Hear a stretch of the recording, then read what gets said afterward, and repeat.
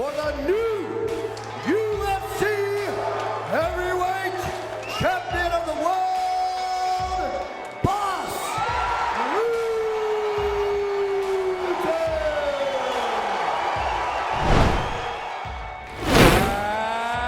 And now, undisputed champion of the world, Kayla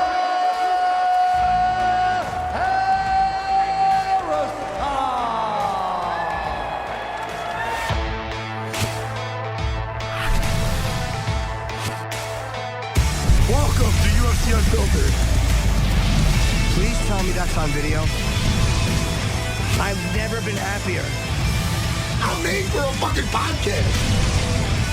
That's dangerous. Listen to me, we're at it.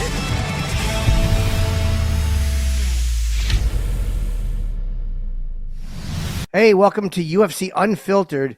Matt Serra. I don't know what Matt's doing. I just know he's not here. And I'm glad he's not here because he picked his 3 fights accurately. And I picked my 3 fights accurately, but he picked better how they were going to win. So he wound up still improving on me, and I'm furious about it. That's crazy how he's so good at that. I told you, Jim, I study these fights and I can't never predict them accurately. I was pretty good on my picks in terms of who would win, but in terms of predicting how it's going to happen, it's just too many variables, man. And maybe I'm just too deep in the weeds to see it. I don't know. I find that it's very frustrating when I win all 3 of the fights that I picked. For Matt to win and then pick the methods better than I did. We're picking different fights because this way one of us is not forced to choose someone just the opposite just so we have opposite picks. Do you know what I mean? Like, yeah, there's times where you just take the opposite just because Matt picked one, I would pick the other. But yeah, we do that on the pre-show all the time. And fighters get mad at me. They're like, "Oh, you picked against me." I'm like, I kind of had to because, or else we would have had the same picks across the board. So I get that 100%. I took Cortez Acosta, Pfeiffer, and Harrison all to win, but I think Pfeiffer is the only one with the decision who I actually picked accurately. The other ones won in other ways. We should bring in Bas Rutten. We have Bas Rutten, and we also have Kayla Harrison coming on. Really exciting event. I'm sure you enjoyed it. Oh, man. Yeah. Oh, yeah, I enjoyed it. I was with Joe Pfeiffer. I cornered Joe Pfeiffer. And, man, we were expecting a knockout, and we got so close. Yep. He just kind of took his foot off the gas in the moment. I know, he's going to look back and go, why did I take my foot off the gas? I was so close. But when you're in the moment and that's the situation like that, and a guy like Kelvin Gastelum's still bouncing around in front of you, it's kind of easy to lose sight of what the initial goal was. Well, I wanted to ask you that too, because again, in the third round, there was a real respect for Gastelum. You could tell that he had, because Kelvin is one of the hardest guys to put away. Like, it doesn't matter how much bigger his opponent is, how bad of a beating he takes. Like, he's a really, really hard guy to put away. So did Joe just get worried that he was going to gas himself, or what was it? Was it a little more respect? I'm telling you, there's just something about when you're knocking a guy around and he's still bouncing in front of you. It's just like, there's nothing I can do to put him out. So I have to be careful. And like, he's still throwing back. So it wasn't a matter of Pfeiffer gassing himself out. It's just a matter of you start to lose faith in your ability to knock a guy out, so you stop trying. That's very interesting. And let's bring in the great Bas Rutten, who's, by the way, one of my favorite people on social media. Bas, what's happening? What's happening, Bas? Doing good, brother. How you doing? It's all good, man. All good. We live in a dream. We still here. We're still here, man. Yeah, it's amazing. It's what the body can do. Had a freaking little scare, like the last year I was so tired, right? Mm-hmm. So then I finally figured it out. I said maybe it's my heart because I had rheumatic fever as a kid, so you have a leaking heart valve. But I fought with a leaking heart valve. What turns out is that for the last year I had an AFib, so an atrial fibrillation. Mm-hmm. The heart is going out of freaking control, so the freaking thing couldn't pick up. So they were thinking about replacing the valve and all that crazy stuff. That's why I'm actually here in New York, in Roslyn, because they have the best place to do it here. And dude, they freaking did an ablation of the heart on last Monday. Yeah. It's like I just text somebody. It's like I had drugs up. I feel so good right now. The difference is all my muscle aches that I had and the pains, everything gone. It's like most insane thing I've ever had experienced. Boss, I'm not even going to ask you how old you are, but Jim, I'm going to tell you, I've spent some time with Boss this last year, and there's nobody that age that is in shape like Boss. I mean, it is incredible. Like, he's got veins bigger than my arms. It is incredible the type of shape that Boss is in right now. Yeah, I have a question about the heart procedure too. How invasive was it? Like, they obviously put you under, but did it just kind of go in through like the groin or the arm, or did they have to cut you open? No, not at all. It's like first 3 weeks ago they did a reset, and normally that's good for 2 years. 5 days back, I'm back. 5 days later, so they said, okay, this is really not good. It's stressing your heart valve out, because in the beginning they thought about replacing the heart valve, of course. And I said, it's my arteries. I said, no, your arteries are actually remarkably good. I mean, everything looks really good. It's just it can't keep up with the pace. It's like your body beats 300 beats a minute, your heart rate. He says, it's like you're running a 24/7 marathon. That's why you're so freaking tired. So now with everything back, my blood pressure down, my heart rate went 30 beats a minute down. Wow. From the ablation of, and like you said, they go into the groin. You know, it's a thing that they do everywhere. It's really not scary if you think about it. But the place here in Rossland, St. Francis Hospital, is the best in the country for it. They do this all the time. So I figured, a friend of mine set me up here, and I figured, let's do it here while I'm here anyway. So I'm a bunch of times here, but here it started again. So I figured I'd just do it and do it. Life changing, amazing.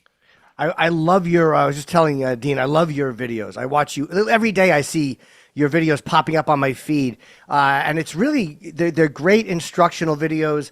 And what do you think is the biggest mistake a person makes in a street fight? Like the biggest initial mistake a person will make? Because I train so little, and yet I can start to spot things that people are doing wrong. What for you is like something like, this is the biggest thing? Watching his hands, you should always do that, where they go with their hands, and make sure that you don't take your eyes off him. And a lot of guys do that. They want to be cool. They drink, what a thing, both. That's the moment you're going to get hit, and the sucker punches. If somebody turns around, turns around, always be ready. What I do is very simple. I do it on purpose. When they turn away, and then if they attack, the only thing I do is lean over and they hit the top of my head. Well, that's bye-bye hand, because what you're doing, there's two things that you're doing, right? If you punch somebody, at the very end of your punch, you start squeezing, because otherwise you wear yourself down. So every fighter will, at the end of his punch, automatically start squeezing, start to make his fist hard. So just before the target, like a foot before, your hand is still relaxed. If you bring suddenly your forehead forward, and these tiny bones that are relaxed hit the forehead, you'll snap your hand. Every freaking bone is going to snap. Now, from that moment is ow, and that moment is natuurlijk. That's the feint, and then you just go, till the person doesn't move anymore. That's what we always say, right? You want to go till they stop. I was riding with Bruce Buffer back from UFC 316. We're going to get into that in a second with you, but we were riding from UFC 316 back to our hotel, and we were talking about Chuck Liddell. And he said, and in the process of talking about Chuck Liddell, he was saying if he had to have two guys by his side in any fight, he said Chuck would be on one side and then Bas Rutten on the other side. Yeah. So how does that make you feel? It makes me feel good, man. It's like, it's always good to hear, it means you did something right. Well, with the street fighting, it's not really right, but it was never my fault. I always apologized profusely, tried 7, 8 times, but suddenly you get more and more agitated because they think you're afraid now, right? Because you say, no, I don't want to fight. No, I don't want to fight. Now they become cocky. And then suddenly there's a slap. Yeah. And then if I go to town, I'll go, because I potted it up for 8 freaking or 9 times. And then I look like the aggressor, but in real life, of course, they're always the guys. Are there guys really stupid enough to not read you properly? Like, are there guys really that bad at reading another person that when in a confrontation with you, they don't understand that you apologizing is not being afraid? You know what? It happened a lot before 2000. And when I had that incident with the 5 bouncers in Sweden, after that, I never had it anymore. It was almost like everybody knew. I don't know what. How that is even possible. But then it completely stopped. So for 25 years, I had nobody ever tested me. Oh, yeah, somebody will come up and I just look at him and I break things down. I always did that as a bouncer as well. Just break down the situation. And they realize it's stupid. You're doing this for nothing, And once they realize that, or I make a comment about it, oh, actually, that's a cool shirt. And you say something like that. They say, you like the shirt? Yeah. I say, what brand's that? And now you suddenly change the situation. And then they realize, oh, the guy is not so bad. So I always try it, with a little humor here and there, and not humor to them, because then they're going to get pride gets involved. But drunk people, most of the time, you can reason with them to a certain point if you give them a compliment about something. Yeah, I want to give you your props too, because I've done some work with you at Karate Combat, and training for sport martial arts is completely different from training in the street, like street fights. It's a different muscle. And I want to give you your props, man, because all these years I thought, you was a street guy, and I knew how good of a martial artist you was, but an exceptional mind for even the sport aspect of fighting. And that's completely different. Like, I don't know much of, in the street, I'm like, yo, I hit this dude with a bat. But I'm a sport guy, I'm an MMA guy. Yeah. But you have an exceptional mind for both. And that's two different muscles that you are exceptional at. Yeah, but the thing is, though, I have to say, like, even with the whole bouncer thing at the time, with the 5 bouncers, I was still fighting according to the rules, because I thought once I start kicking the balls and stabbing the eyes, which one guy constantly went for my eyes, by the way, I thought then they all gonna do it, So in the beginning I was just trying, and then when I was downstairs and the door was locked and I turned around, that's when I made up. I said, now it's going. Now I'm going to freaking put my thumb all the way in the skull. I'm going to freaking go now. And they all stepped back. And I thought, oh, they can see I mean business. But behind me was the whole police force. They could see through the window. So I felt cool for about 5 seconds. And then I realized it wasn't me at all, But it was hard because, you knock them out, but they wake up and they're more angry. And I was going good. I felt good, but I thought eventually I'm going to run out of gas, right? I mean, it's 5 guys.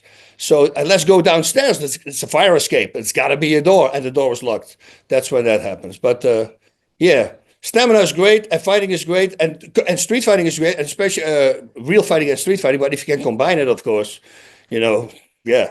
Now you got the gold. Because it's on the street. I always start laughing at people. I say, what do you think I'm going to do against Shaquille O'Neal if he's going to shoot hoops? You think he's going to beat me? And they start laughing. I go, that's the same with the professional fighter. Not with me, with every fighter out there who professionally fought. You can't win. You might win by a sucker punch or a lucky punch, but that's very rarely going to work against a guy like who's a pro. You know, every pro fighter, you should simply, like Chris Horodesky, right? Mm-hmm. Imagine his looks, and you pick a fight with him on the street. Boy, he's a little schoolboy. Yeah. I will mess you up, head kick you, knee you. Take your teeth out. Down. Insane. Do you, when you knock somebody out, too, you said something interesting about when they get up, they're angrier. I've heard that, too. Like they said, if you ever choke somebody out in public, to back off when you're done, and because when they wake up, they're going to be disoriented, and they're probably going to be aggressive when they wake up. Is that how people respond in the street when they're knocked out and they don't have people around them, letting them know what happened? It depends. I did a guy one time who claimed he was a Navy SEAL. Well, 3 of his buddies, and his buddies already had knocked him out because I told him, he says, who you want to fight? I said, I'll fight all 3 of you. So we went outside with the other fighters. It was in Japan. And then the last one, I got him in I did request. So I asked the fighters, what do you want me to do? He says, an armbar. So I do an armbar. And he says, no. So I let him go. I say, you okay? I let him go. He jumps on top of me again. Okay, now I got him a knee bar because somebody said knee bar. So I'm pulling the knee bar and I'm pulling pretty hard, but I still didn't want to do anything. And he says, no, please, no break it. I said, okay, is it now over? And then he did it again. And then the fighters go, just choke the guy out. And for what I believe at the time, we had a little bit of drinking, but I think we pulled his pants down, so he couldn't get up. Bas, what are your favorite fighters to watch these days? Let's go a lot of them, right? But let's talk on the last card, the Joshua Van on the. I mean, I incredible, think, right? Incredible, because what I see in him is like a Max Holloway kind of thing. His distance and his slipping and the way he moves. Like when Max fought McGregor, right? That was both, I think, his 4th fights. And Max lost. And we were talking about it on Inside MMA. They said, what do you think of McGregor? I said, dude, laser guided, great precision, accurate.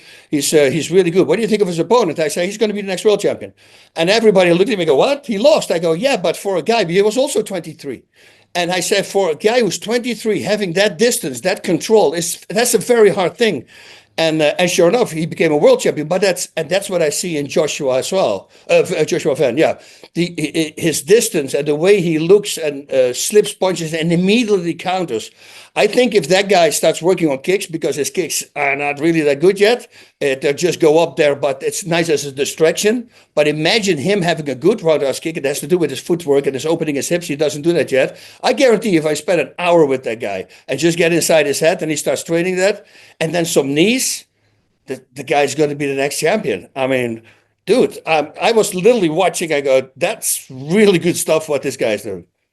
What did you think about Batista? Looked amazing. I don't know if I've ever seen him actually look better. Patchy Mix, I think it was his first UFC fight, and he's a great fighter, but do you think that he got a little, like you see once in a while guys kind of freeze up in the moment or they get a little too cautious? What do you think happened in that fight? Batista was just so overwhelming, or do you think it was a combination? It was his footwork. He was standing on the middle of his feet.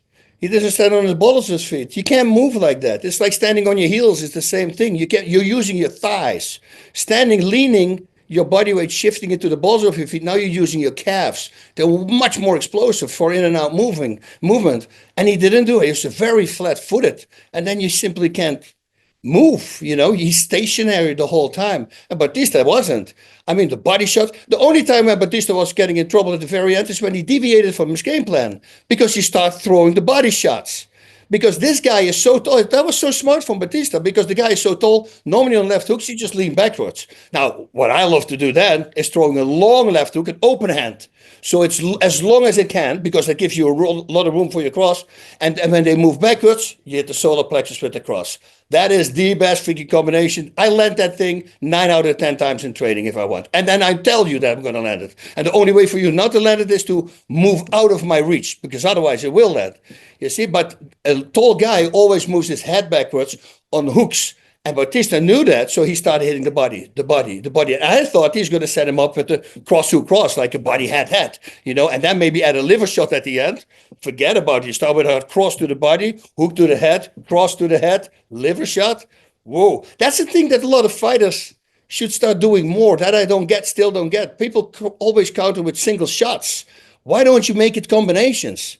Instead of with a cross, you make it a cross to cross. And if you decide to land wherever you want, so you can go head, body, head, body, head. You cross to cross. It's the same freaking move. You just change the angles, and now you got suddenly 9 combinations. And you do that the same with the hook, cross, hook. Now you're very overwhelming, because you're constantly changing the patterns, and you're countering with 3 punches. If one lands, might as well add 2. Why? Right? I mean, why wouldn't you do that? So I saw that later on. Van also started doing that. I think Pfeiffer later on started all countering with like 2 shots. I go, oh, here we go. Right? He started getting in there. But stay away from the 1 shots, because you never know if they can take it. Well, the 2 other ones that you're going to follow it up with, they might seal the deal. Yeah, I always tell fighters that if you can hit them once, you can hit them twice. You get them twice, you get them 3 times. But you got to hit them. That's the problem. Is that I don't believe that they're fully confident that they're able to make contact the way they want to. So they're like always a little bit hesitant and just touch them that one time, and they're like, "Oh, maybe I could have threw 2." But you're right. Like if you commit to 2 and you're confident that you're going to hit them with the 1, you're going to hit them with 2. This is what I do with the focus mitts, If I let you slip up, everything with me, everything I do. If I block a kick, that block is already the loader for my counter. Because of my open stance, I can do it with right kicks because I'm standing open. Now I had a left punch from hell. And from this side, left kick, I have a cross from hell. Now, wherever I'm going to land that cross and 2 punches, that's on me. So when my students, they say, okay, I want you to counter with the 3 shot. That means cross, hook, cross, or hook, cross, hook. I say, let's start with the head, body. And then they block and they go head, body. Or body, head, or head, body, head, body, head, body, body. I mean, you can make freaking 9 combinations out of 3 punches. And once you drill that constantly with your students, and then you add a kick, I mean, and if you add the kick at the spot where you didn't punch the last time, so if you finish the combination with a head punch, most of the time, defense will be up. The body is the attack with the kick or the low kick. And if you had the last punch as a body shot, I would always choose the head or the leg. And once you drill that with your students over and over again, they start countering with combinations, and then they wrap it up with a kick. And a kick, After you throw a kick, you will already set you up for another combination if you want. You see, so you can make it as crazy as you want, but you just have to train it, and then it becomes second nature, and then you're there. See what I mean, Jim? I told you he was a nerd, man. Like, he's not just a goon in the street. He's a nerd. Now, do you train only professional fighters, or you do train non-professional fighters who are people who are just defending themselves? You know, I have these guys that contact me. What do I do? In training? You know, who want to start fighting, and I have a big Word document that I copied, so I can copy and paste it, and then adjust it to them a little bit if they show some footage. You know who did that with me? Diego Sanchez, all the way back before he started getting in the Ultimate Fighter. He would send me cassette tapes, even of his wins, and he says, "Tell me what I do wrong, please change everything." And then he was in the Ultimate Fighter, and then I met him one time in the elevator, and I go, "You're the guy who sent me these freaking videos, right?" He goes, "Yeah." So, man, but you see, that's a guy who really wants to learn. And then he starts asking, and that's a guy who starts listening. And once you do that, once you listen. So I like to train everybody. I like it when a pro comes in because I know I can change them in 30 minutes, but in 15 minutes, they go like, "Well, dude, I never knew this. I will make him faster. I make him something. I make him kick harder." There's always a thing that I can fix at that moment because I just see it right away, what they can do better. And then most of the time when they do it, I mean, with John Jones, we talked about with the patterns that I was doing, but he was also doing a low kick. And he says, "What can be better?" I said, "John's really good." I said, "But if you open up a little bit more, you're going to get more impact." And he started kicking, and after the third kick, he goes, "Dude, my shins are killing me now." And I go, "Because you have more power." You see, but that's a guy, that's an elite athlete who listens and who actually does what you say. Because from the students, 80%, if there's a regular group of students, I can go an hour into one certain technique, and then the next day or 2 days later, they already forgot. But I always tell them, I say, it's so important because every little detail, I give that for a reason. And if you just listen to it and do it, then it's going to work 100% because it's physics. It's the way we're built. That nobody can deny what I say is wrong. You can't because it's just based on simple physics. And but a lot of people, they just come to train and they want to have a workout. That I don't like. That's why I kind of stopped training regular people. Because you teach them an armbar for freaking 30 minutes, everything in detail, and then 2 days later, let's touch on the armbar, and everybody's forgot it. They go like, "Dude, why are you here?" And that's not a good thing when you tell your students, "Why do you pay money to come here?"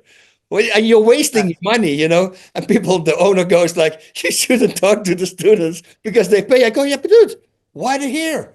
They don't want to learn." It's almost like they don't want to learn, you know? But the guy who's asking me questions all the time, I was that guy.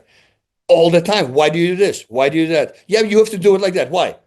And I needed an answer because I wanted to know why. Because once you understand everything about a technique, fighting becomes very easy. That was the thing with me with submissions, right? I couldn't get, your striker, they probably, they go for a guillotine to stay out of a guillotine, and in the guard, watch out for a triangle choke and an armbar. I learned the defenses, and I go learning, nothing. And then I go, "My God, I'm such an idiot. Why don't I learn everything I know about a guillotine choke, exactly how it works, how to apply the most pressure?" And when I go in detail, you have no idea, man. I have Post-its throughout the whole house with combinations. My wife, I wake up her in the middle of the night because I would dream a submission, put her in a submission. It's there, right? Writing it down. Dude, I was obsessed with it. So everything is for me technique. But once you start doing that, then you know automatically, well, you already know when he's going to try to go for a triangle choke because you know the setup. And if you're in it, now you know how to escape it because you understand the mechanics. A lot of guys, they know what it looks like, but they don't understand the mechanics. And I always say it with a very simple figure 4, right? You see guys on the main card cannot do this straight. Well, we saw Kayla doing it the right way, of course, because she's an Olympic gold medalist. But this is the thing. If my hand is here, you can lift up my elbow here. I can roll out, I'm out. The only thing they have to do is push this hand down and now lift, because now you can lift. Dude, that's a 2-inch, it's a white belt move if you think about it. So why are guys still not getting it? It's because they know what it looks like, but they don't understand the body mechanics. And I think once you understand everything, how it works in the body and how to apply the most pressure, then shoot, you make leaps. All my students who did that, they freaking get good, really good at a short amount of time. I love that but most people, they attribute their failures to a lack of strength. And I'm like, it's a lack of mechanics. It's a lack of understanding of the move. And like you said, once you understand the move, your failures are self-correcting because you understood where you made your mistake. Yeah, and it's how I got my job at Pride Fighting Championship. We're just watching fights while Mark Kerr's warming up.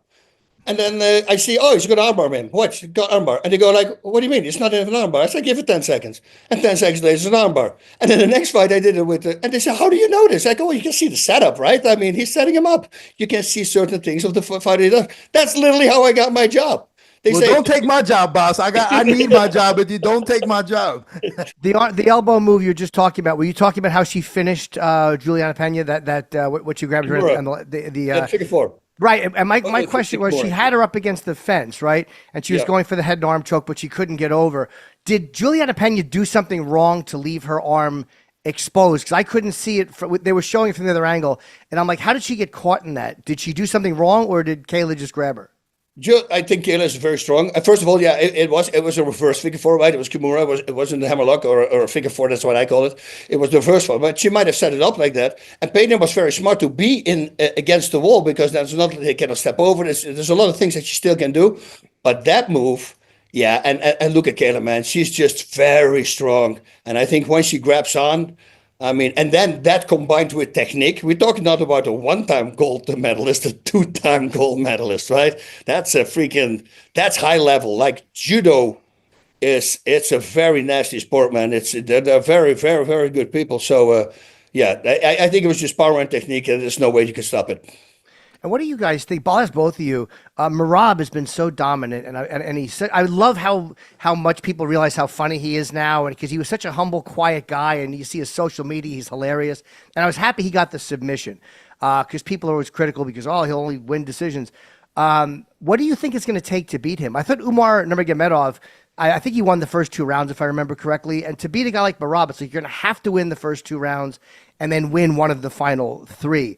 But what do you think is the formula to beating a guy who's this dominant? You need boatloads of stamina against that guy, because that's what he has. Stamina is king, right? In everything. Always. I tell my students, watch stamina, stamina, stamina. And especially beginning fighters, you lose half your stamina the first fight. Right away, just from the nerves and the adrenaline and all that stuff. So load up on stamina. Yeah, I'm in shape. I say, you're not in shape. Let me tell you what I used to do to get in shape. And then they go like, whoa, how do you do this? Like, we had a warm-up. A 20-minute warm-up, which is a constant 20-minute warm-up with kettlebell swings in between. I have professional fighters who fight in 2.5 weeks. They couldn't do the warm-up. I said, when's your fight? 2.5 weeks. They said, don't fight. Why not? I said, this is a warm-up. We didn't even start. It's going to get harder, But how do you get there? Well, it's just doing it, And if you do it and you increase a little bit every time, then suddenly your body adjusts. That's how the body works. And then suddenly you can do it. Everybody can do it. All my other students can do it, right? They're also in shape. So for Murat, and his striking is getting better. Plus, also, he's a Terminator. Once he comes forward, every great striker on the planet, if I fight a guy like Israel Adesanya or an Alex Pereira, which I would never fight at 205 right now, because the smallest guy. I mean, these guys are freaking mountains. But I need so much stamina because I need to fight inside. I need to go constantly, have to push. Because inside, and it's very simple, I always say the longer a strike can travel, the more power it has, right? Because it can generate more power. Well, Merab close by, that's where he was very effective, because Sean's arms are so long, he can only do this with his arms, but Merab can still stretch his arms out because he's the smaller fighter with the shorter arms. So he's got more power close by.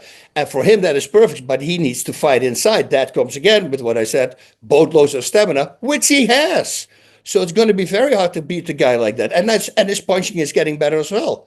All right, his striking, you see him every time getting better with it. So, yeah, and now he knows that. And most of the time when they know that, they're going to start focusing more on it, and then it get even better. So I think he's going to be very hard to beat, because I think he only is going to grow from this. It's going to give him more confidence. Because O'Malley, O'Malley in the beginning, when they were saying, he's holding off too much and he let him miss, I thought it was a very smart game plan, actually, because you want to do that. Like Hector, I always tell my students, just don't care if they think you're afraid.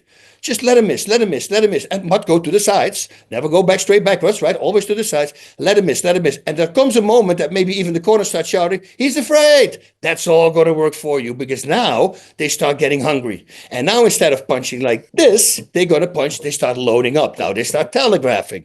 You see, so I thought that was Murat's game plan, just of Sean, moving back, frustrate him. Oh, I cannot hit him, get him. So now he has to start overcommitting to his strikes in order to get in there, and we know he's very good with counters. But in the end, I think it's a weird thing what I'm going to say right now. I think that he stopped social media. He stopped everything, right? He said for this fight. I think that put too much pressure on himself. I think you need an outlet when you're fighting. It's like when I put always a six-pack in the fridge, which I couldn't touch before a fight. And it would make me angry. And then I realized, and I still lost a fight here and there. And as soon as I said, screw it, I drink one of these 2 beers, I never lost a fight anymore. Of course, I started training a lot of time as well, and that helped me as well. But, it took the pressure a little bit off. I think if it's too much focus, then you think that you have to win. You're focusing so much on winning that it becomes a little pressure on your shoulders. Because later on in the fight, he wasn't pulling the trigger like he would normally do. He was a little bit hesitant, and I think that was the problem there. So I would say, mix in the fun things. Keep doing fun things. Your body needs that. It's that's why I always say don't do weight cuts, big weight cuts, because your body needs the water. That's the number one priority. Well, oxygen, water, food, right? And if you take away all the water, and don't blame the loss on that he cuts more weight, your opponent. That is such a weak thing to say. I always say, don't fight your own weight. I mean, oh my God, what's Gastelum? Look at him. And to tell you the truth, I thought Pfeiffer was freaking unbelievable, especially the first rounds, what he did, the long right hook. You don't see that a lot. That was really good. That was Azamat did that also from a southpaw with that long left hook, right? Those are things that people not used. It's very underused with the backhand to throw a long hook, but it freaking works. And he did that. But I think in the very end with Pfeiffer, I thought Gastelum could have gotten the fight, right? He started bringing it towards him, but he's in shape. He can take a shot because he fights in his own weight. He refuses to lose weight. I think there's something there. Listen, I fought guys 265 pounds while I'm 208. There was the weight class. Boss, I'm with you on that. Yeah, 100%. Hey, we have a guy. Can I ask you too, Boss? Can you hang out? We have Kayla Harrison is in the waiting room. She's our next guest. Oh, awesome. But if you want to stay, we'd love to have you stay. If you have a hard out, that's fine too. But we'd love you to have you stay if you want to be a part of it with her. Yeah, I would love to. I said I don't know if the text message still was working because it was an old phone number. So I said, man, that was freaking awesome. So yeah, I would love to. Oh, great. Yeah. Okay. You guys bring her in.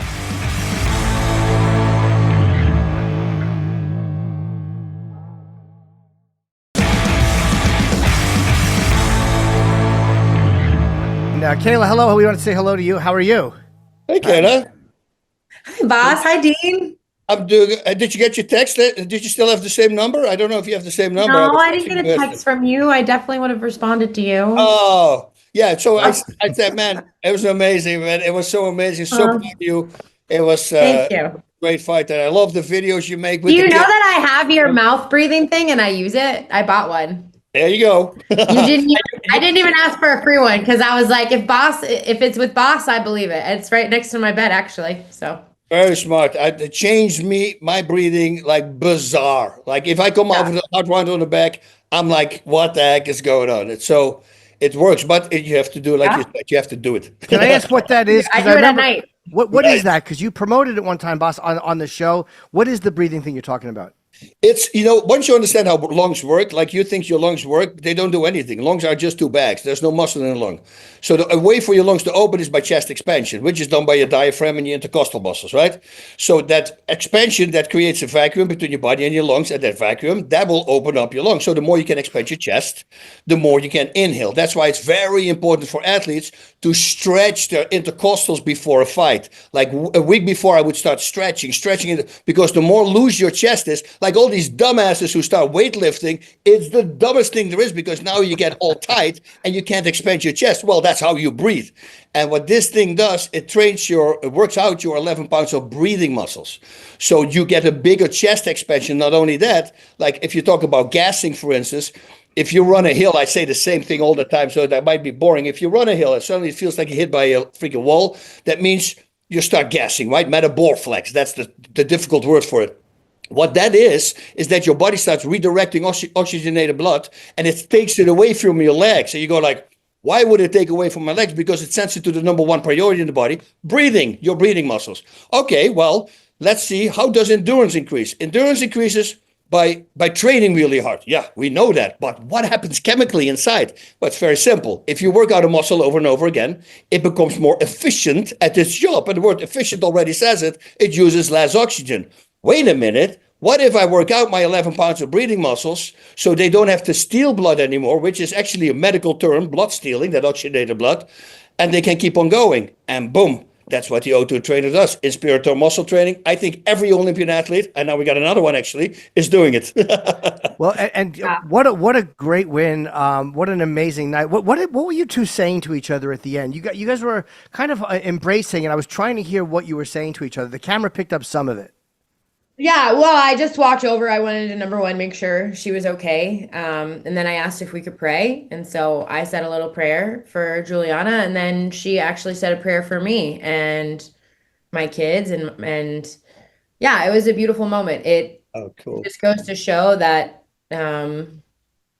obviously this is an entertainment industry as well as a sport. And Juliana is a great showwoman. So it was nice to end the fight on that note and to just put all of our differences aside. And yeah, it's bigger than us. It's about building the sport and having sportsmanship. And I was very honored to share the octagon with her. So it was great. Kayla, I gotta ask you, first off, congratulations on the dub. Congratulations. But I gotta ask you, is it as uncomfortable for you as it is for me to be talking to me right now, knowing that I'm going to be training Amanda to beat you? Well, I didn't know you were going to be training Amanda to beat me, but now you know. Wow.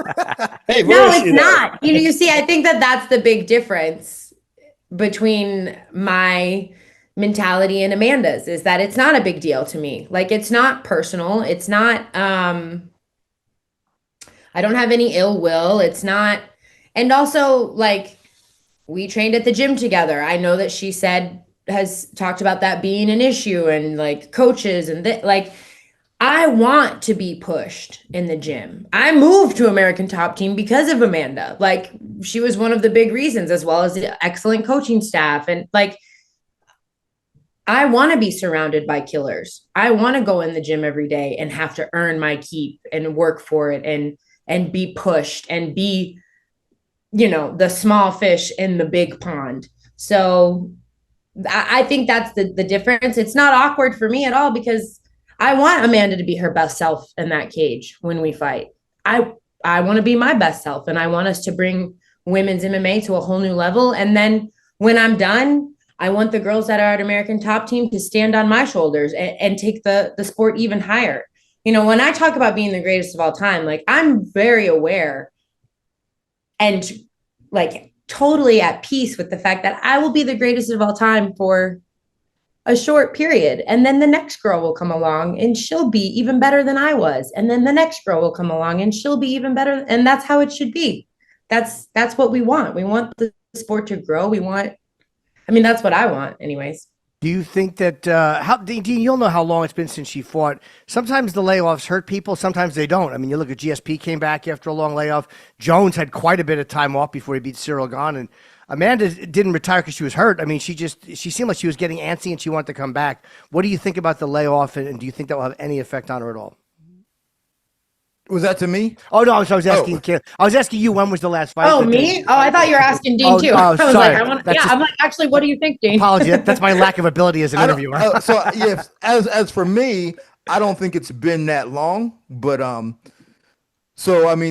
longer it waits until you guys make the fight, the longer it obviously is. So, but I don't think as of right now it's been that long. I want Amanda to be comfortable. I want Amanda to be at her absolute best and feel good and ready to fight. And yeah, so I don't think that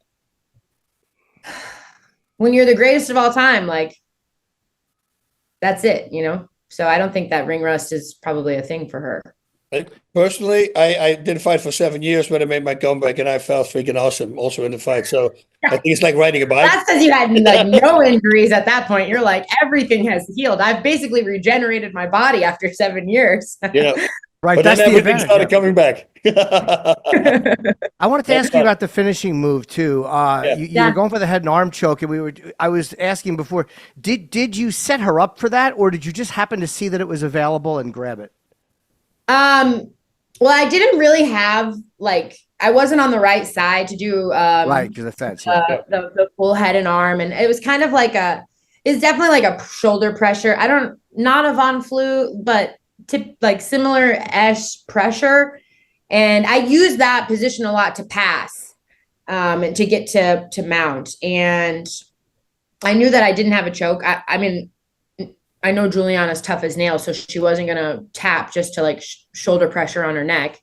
And I do feel really strong in the Kimura position. It's a position that I do well in and am able to kind of flow from Kimura to crucifix to north-south and circle around that way. And I heard the clappers and I was like, you know what? Fuck it. Let's try it. Was the arm still up like that? So it was easier I think I haven't watched the fight back yet. I haven't watched the fight back. I know that I had a good bend, but I don't think I had a grip. I think I just had the wrist and I heard the clapper. And so I kind of like went and then turned. And yeah, she was in a very like bent position. So she didn't have anything and her feet weren't on the cage. So she didn't have any way to really like fight back on it. And it looked like she tried a little bit. It did look like she tried to get her feet up. And also about the point deduction in the first round, which was surprising, but there was 2 kicks and you were so obviously down. What do you think that was? Was that they were very hard. And do you think that was just a fight reaction, an instinct, or what do you think that was?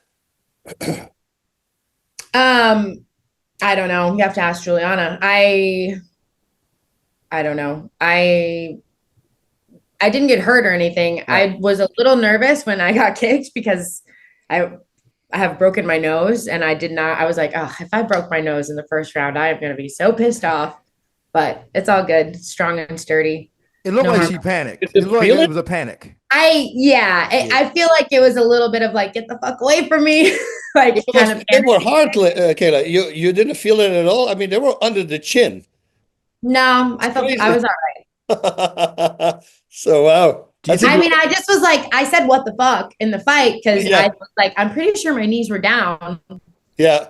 And yeah, I think that I actually give the ref a lot of credit because so many refs are afraid to take points, I think, and like get involved in the fight. I know that the goal is for them to never really be involved in it, but if you see an illegal move, especially twice in a row, like that's your job is to keep it fair. So I applaud him for that. It was the fact that it was 2 kicks. I think 1 kick you could say was a mistake or but 2 kicks was very purposeful. Were you? I think it's the ref's choice whether or not to put you back in that position or stand you up. And he took the point, so he did stand you guys up. Were you annoyed that they put you back standing, or you didn't care? No, I mean, I didn't know that was up to their discretion. In my head, I thought that we were going to go back down. So I was kind of like, it took me a second to just like readjust, but I really felt like I was better everywhere. So it wasn't like I was like panicked that we were back on the feet. So Kayla, you've won 2 Olympic gold medals and now a UFC title. Of all the 3 accomplishments, I mean, it's hard for somebody to do any one of those in a lifetime. You've done 3, but of all 3 of those incredible accomplishments, which one means the most to you? That's a hard one. I don't know. It's hard. I mean,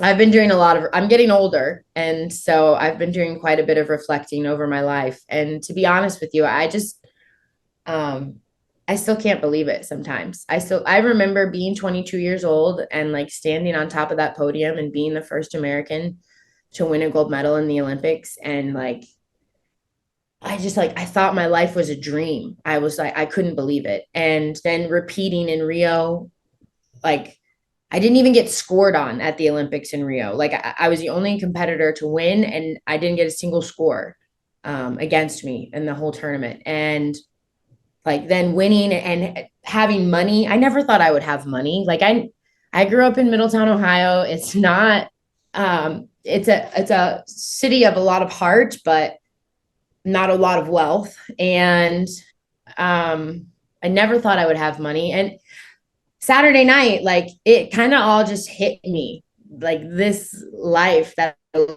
live and have lived and am living currently. Yeah, the journey has been amazing. The journey has been amazing. And really, like the most special thing out of all of it is the title of mom. I've spent a lot of my life focused on my career, so I didn't know if I was gonna get to be a mom. I haven't found a husband. Like I always thought like, oh, I'll be settled down and married with kids by 30. And, you know, God had different plans, but he did make me a mom. And that is like the real reward for me. And when you've interacted with the president, I mean, regardless of how people, I mean, what a great thing after winning the belt, to have a moment with the president of the United States. Did you say anything to each other? There was a couple of great pictures that came out of that. Yeah, I know. Well, first of all, I got a kiss on the cheek and I was yes, you did. What is happening? Like the whole sequence of that night, winning the belt, you know, getting it wrapped around my waist, giving Dana a kiss on his bald head, having Amanda come in the cage, squaring off with her, like getting a kiss from the president. Mike Tyson's just chilling in the corner. Like, I was like, is this a movie? Like, what is happening right now? But for me, listen, I'm a patriot through and through. I believe that I have had the privilege of representing our country on the greatest stages in the world. And I have traveled all over the world to compete. And I see what, you know, if I had been born 90 miles south in Cuba and done judo, I would make $28 a week. Like I've seen the blessing of being what being an American is. And so anytime you have the honor of competing in front of our leader, to me, that's a privilege. And yeah, it was amazing. I think I get to go to the White House. That's what I heard. Last I heard. Whoa. Oh, that's nice. Yeah. I just want to ask you about that, because for me, you are such a strong woman. And to hear you say that you almost stopped with the weight cut. So that was really that hard. I mean, they know they asked, but I can't see it because it's you. Yeah. I mean, a lot of people don't want me to talk about it, but I'm not, it is hard. Like, it's not anything that, there's a reason I didn't, I competed at 170 pounds in judo. Like, I didn't cut weight in judo. And there's a reason that I competed at 155 pounds in the PFL. Like, I don't really believe in weight cutting. I don't think it sends the right message to our youth. And I don't think it's healthy. And it's really like, it takes me to a place that it's not. How do you get mentally prepared for that? That's crazy to me. I mean, I spend a lot of time suffering, it's chosen suffering. I believe that what I want, I make the decision that what I want is going to be worth it. And I have a lot of faith, and I surrender to the process. I spend 15 weeks on a diet, on a very strict diet. I only eat what my chef makes me. I mean, if I get really bad, like cravings or something, I'll have a scoop of peanut butter. For 12 weeks, every single day I walk 6 miles, or I bike for 2 hours, or I go swimming for usually like an hour and a half. One of those 3 things every single day. And on Sunday, I usually do 8 miles. And by the end of the camp, I'm running it. The last 8-mile run I went for, I think I did it in an hour and 40.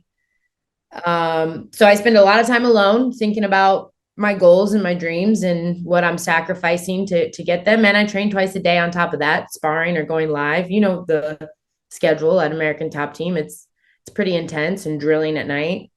And then 6 weeks out, I start the heat acclimation. So I spend an hour in the sauna 3 days a week by myself, just thinking about what it's going to be like on Thursday night, June 6th. What does that do for you, the heat acclimation? It just gets you ready for when you have to go in and cut that last night? I mean, I think it prepares my body. My body, I definitely sweat. I think on average, most women probably sweat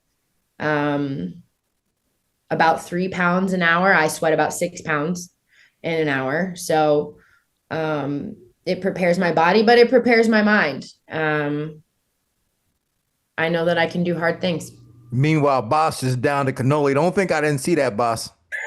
My buddy makes the best chicken, and he just walks out. He's got to try. He's got to try. It's like, That was good. That was good timing too. When she was talking about her suffering, you're like, that's what I do with my students. If they walk in with a beer, I go, "Hey, man, oh my God, a big glass of beer with the dog." Hey, it's a special kind of torture. Cutting weight with 2 children. I'll tell you that. Like, Friday nights is always fun Friday at our house. So they're having like chicken and waffles and pizza and, we're going to bake cookies tonight. And I'm just like, it'll be worth it. It'll be worth it. It'll be worth it. It all helps. It all helps you doing it. It makes me tough. It makes me tough. And why didn't people want you to talk about it? I think it's interesting to hear, and it's you make a good point about I mean, I think that they see it as like, you just don't want people to know that you're suffering, like that it's hard. Yeah. But I think everyone can tell by how I look on the scale that it's, hard. It's not a secret. It's really fucking hard. Yeah, I don't know. Maybe that's why. Still doing it. Like, you can't have courage without fear, right? So, I mean, that's the same here. You still did it. It's like these guys, they're in the dressing room, they're crying because they don't want to fight, but they still fight. They go, dude, that is what courage is. I can relate to that. I can relate to that. Yeah, that's the hardest part is the anticipate. Like before, when I made my debut, it was like this fear of like, can I do it? I haven't weighed 135 pounds since I was 16 years old. Can I do it? Can I do it? Can I do it? And now it's like, oh my God, I know what I have to do in order to do it. Dean said something about Sean O'Malley and the look on his face. I think the second time he wound up getting back up, and then he got dragged back down to the floor again, which I think was probably incredibly discouraging. And you said you felt like he gave up on himself. Is that like when you train for something and there's something you're scared of, and then this nightmare is actually what you were scared of is happening? Is that kind of what you were discussing? Like, this is what I was afraid of, and it's happening, and I can't defeat it. Yeah, I mean, for sure. Like with O'Malley, that's what I figured the case was with O'Malley. Like he changed his entire lifestyle, didn't color his hair, none of that, in hopes that he'd be able to give himself a better chance to win the fight. And then here he is getting dragged around, and then all of a sudden, all his hope is gone. And he realizes that he did all that for nothing, and his hope is gone. It's an incredibly discouraging moment when that happens. Yeah. And Kayla, I was bringing that up too. Have you ever had that in the cage where there was something with it? I mean, you've lost one fight, so it's obviously not a lot, but where there was something you were anticipating and it wound up being as bad as you anticipated or as worrisome as you thought it would be? Well, I mean, I've lost many times in judo, and I've had, that I feel like those experiences help us grow for sure. And my fight with Larissa, my loss to Larissa, I had to come to terms with the fact that that was probably the first time in my life where it was tied and going into the 5th round. It was, I think, 2-2 on the judges' cards. And she dug deeper and she won that 5th round. And that's never happened. I don't think that ever happened in my judo career either, where like someone was able to find another gear deeper than me. And so I had to sit with that and own it. And also realize that it doesn't define me. This happened. Doesn't define me. It doesn't define my career.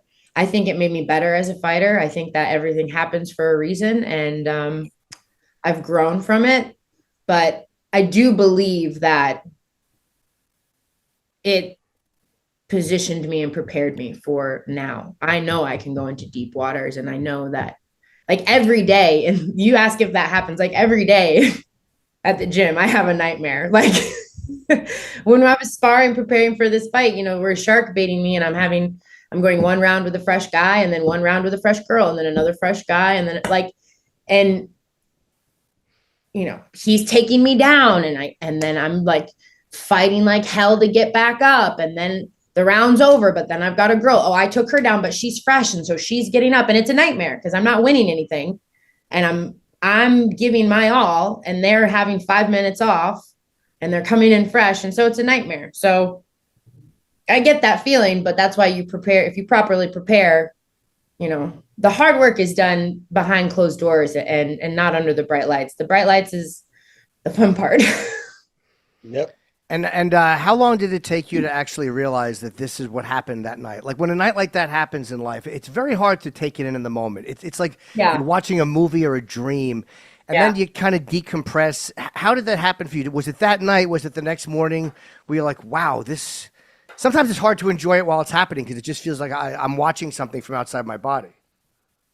You mean becoming UFC champion, or the whole night? That whole night. I'm like, oh, you mean the loss? Yeah, no, that whole night.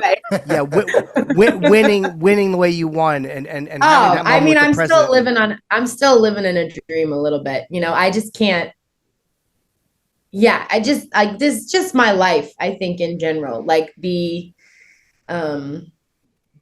and, you know, I know a lot of people are probably like maybe uncomfortable with how much I've been talking about my faith or my God, but like my story is one that screams of the creator, you know, having his hand in my life. And from the time I was a little girl, like I'm not supposed to be here. I'm not supposed to be here. I was sexually abused by my first coach. Like I wanted to die. I was suicidal. I wanted to quit judo. I hated judo. I didn't like, I wanted to run away or kill myself.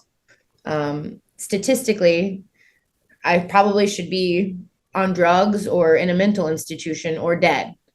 And not only did that not happen, but I became America's first Olympic champion. Like I'm not supposed to be here. The Pedros being in my life when they were in my life, the people that they were, not the coaches they were, but the people that they are, like how they built me back up and turned me into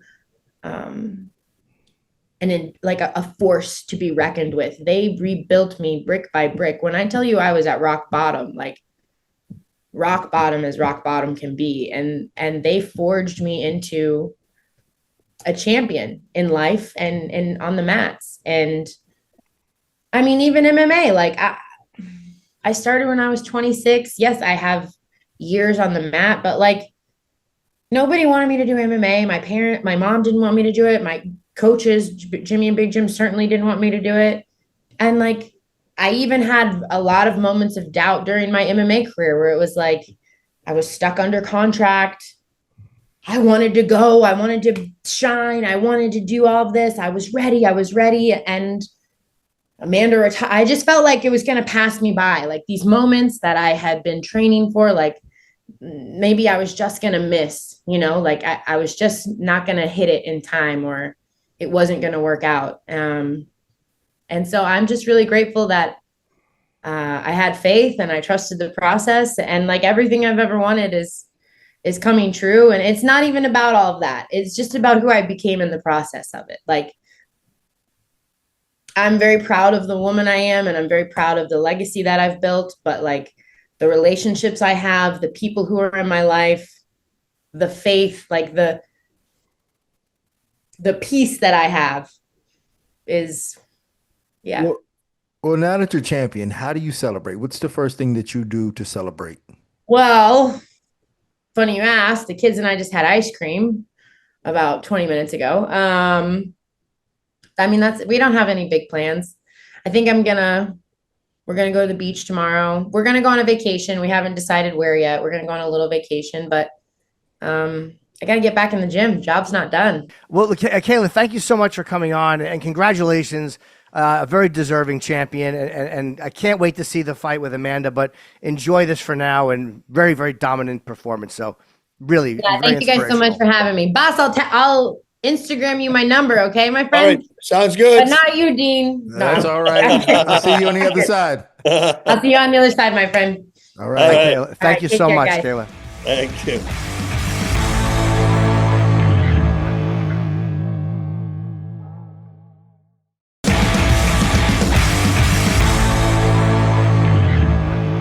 And Bas, thank you so much. That's our episode. But you're one of my favorite people to listen to, talking about martial arts and the way you break it down. And what would you like to promote? Anything you want to promote, we would like to help you promote. That's it. You know, we talked about the O2 trainer. And once people start seeing the real power, now you hear it's a Olympic gold medalist and UFC champion who's doing it, you know, and what it does. And if you look at it, there's over 2,000 published medical journals about inspiratory muscle training, because that's what it is. So that should say you enough. You know, Boss, where do you get that at? I want to get one because I need that for my lung capacity when I'm speaking. Oh, for sure. I have singing schools buying them for the singers. Yeah, for sure. Yeah, you get the maximum chance. O2trainer.com. Okay. It's called the O2 Trainer. You can also go to Amazon. So all right, cool. We have it everywhere. So O2 trainer. I'm actually just O as in letter, and then yeah. But I did out. for sure, just to make sure, I did also 02trainer.com because I knew this was going to happen. So very smart. Yeah. Jim, you sure you ain't got PTSD from the breathalyzer? No, it wasn't a breathalyzer. I thought it was. I got tricked. But O2 or 02trainer.com will take you there. Very smart. But thank you. Please come on again. I don't want to have it be so long again. We love having you on, and you're a fascinating guy. So it's great to talk to you. Appreciate it, guys. Thanks so much. Thank you, Bas, very much. Appreciate you. Take care. And Dean, thank you so much for filling in for Matt. What would you like to promote? Is there anything you have going on? Man, I ain't got nothing going on, man.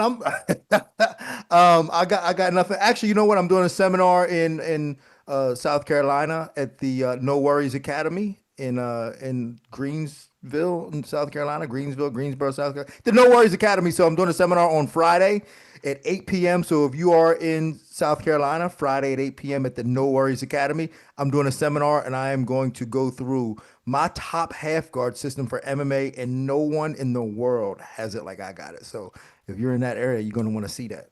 And I also, just in closing, I think that Amanda, and Kayla's so big, but Amanda went up and really destroyed Cyborg when they went up. I think it was 145, right? Yeah. So it doesn't seem like, again, they're going to fight at 135, but she doesn't seem bothered by somebody who is large. That doesn't seem. No, she doesn't. I mean, and Amanda has always trained with like guys in the gym and bigger guys in the gym, and she's built for this. But you know, it's tough. And I'm like Kayla in terms of like, I understand what this is. This is a sport, and to me, she's very likable. She's hard not to like. But Kayla? Yeah, Kayla Harrison. She's very difficult. She's very hard not to like, and she's a role model for women, and she's just a really good human being. But I got a job to do, and that's to see that my girl Amanda Nunes gets that belt back. Of course. I mean, look, if you like somebody in chess, you still play as well as you can, and then afterwards, you know, I mean, I felt bad for O'Malley on the floor like that, just because, and I'm much closer to Merab. I know Merab. I wanted Merab to win. But I was just seeing Sean laying there, like you said, I felt bad for him. Like you always feel bad when you see a guy lose a fight. For sure. Because his hopes and dreams were gone. But if he could have put that long fucking fist in Merab's jaw and collapsed Merab, he would have done it. So that's what you have to think, I guess, right? Is that they are absolutely out to wreck your night too. It's not a one-way street, you know? Right, for sure. No, but there's something about watching a man in real time just kind of deflate and just watch his hopes and dreams just get flushed down the toilet, and watching that in real time, just seeing that in real time. And I did feel bad for him a little bit in that sense, but Merab is just a different, special MMA fighter. I mean, he's just different from the pack. He's like the David Goggins of MMA. Well, there are those guys, like they say there's different levels, right? And then there's the guys who are even in the top 10 or they get to the top 5, but then there's that level of a champion. And then even in that world, in the level of champions, there just seems to be one little notch above, like Jones or a guy like that who just, it's a little bit above even what the other champions are. Maybe that's what Merab is, you know, just a little step above even what other guys who hold the belt are. Yeah, and the only problem is I don't think he'll be able to achieve that level in terms of on paper for his resume to say that he's going to have like 10 different title defenses. But his winning streak is just as good as any of those defenses because he's beaten guys that were very capable of being champ.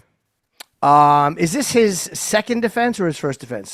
Second, yes, Umar and Sean, I think it's his second defense. What do you think Sean O'Malley does now? Like, obviously, he'll probably fight a main event or a co-main on something else. But what do you think his strategy should be? Honestly, he's got a lot of work to do because his face when he was leaving, there was almost a sense of him telling himself, I'm not good enough for this. And he's got a lot of mental work that he's going to have to do for him to bounce back and fight these top crop of guys, because now that you've lost, you start doubting your confidence. I mean, he did everything he could in order to win his fight, in my opinion, in terms of like changing his lifestyle. And now that he lost, he's going to doubt his process. He's going to doubt himself. And it's going to be very difficult for him to come back. So I think he's got to find an opponent that really suits him. And in my mind, like the UFC is like, okay, you versus Umar now. He can't fight a guy like that. That's a tough fight, yeah. Yeah, he's got to go back and find somebody who really fits into his plan in terms of his skill set that he can have some success with. Because if he loses again, like that's the end of it. Like that literally is the end of it. That is the one, and I know we have to wrap up, but that is one of the disadvantages to being an undefeated fighter for quite a while. Like, I think Jon Jones has the greatest possible outcome in that he is an undefeated fighter, although people could say the Reyes fight, but that fight he was winning and it was disqualification, but he still got the L on his record. So the obsession with keeping that 0 and that being such an identifiable factor, but you've seen it happen to a lot of guys who are undefeated for a while, like Weidman, and then when they lose, it takes a little while to get back. Adesanya, and it could just be because, hey, look, you lose a step as you get a little older. It's human. You lose that millisecond. Or is it a mental thing? Like Dom Reyes finally got back to winning, which I'm happy for him. What do you think? Is that a factor, or am I just a fucking? It's 100% a factor. It's the Roger Bannister effect. It's Roger Bannister. What's that? He was the first guy to run a sub 4-minute mile, and the year he did it, like 30 other guys did it right after him, but no one could do it before him. But when he finally cracked it, everybody started doing it. But it's the same thing with losing. It's like you don't think you can lose, but then as soon as you lose, now it's a reality. Now you're no longer competing it with the same mentality, like you can't lose. And it's easier for you to actually lose and give up in fights because it's already been done before. I think it destroyed Ronda. I mean, at that first loss, I think that like she didn't do any press. And she didn't, like, instead of just going, yeah, I'm a great fighter and I had a loss to a really good fighter, it seems like it means almost more than it should. I'm not trying to sound like a non-fighter by saying that, but like when you lose and then everything you believe is stripped away in some way about yourself, I think that's dangerous. Because really good fighters will lose and then, all right, it sucks, and they come back and they win the next 3. You gotta approach it that way. You gotta have a short memory and be like, okay, that's part of the game. Move on, right? And I think Kayla Harrison did a really good job of that in her loss to Larissa Pacheco, which is why she is where she is, because she was able to have a short memory, put it behind her, and move forward. Well, look, Dean, I always love having you on, and anytime you want to come, you're welcome. Thank you for coming today, and whether Matt's here or not, you're always welcome. You know that. Appreciate you, my man, and all the UFC Unfiltered listeners. Appreciate you guys. I love you guys. And I have a special coming out on YouTube, Jim Norton Comedy. It comes out this Friday at 11 a.m. It will be premiering. I'm changing the name of it. I had a name for it, but then I realized someone else had that name. So now I'm changing the name real quick before it comes out. So I'll announce whatever the new name is. I should have Googled that like a fucking idiot. I didn't. All right. Dean, thanks, buddy. It's always great talking to you. All right, my man. Peace. All right, take care.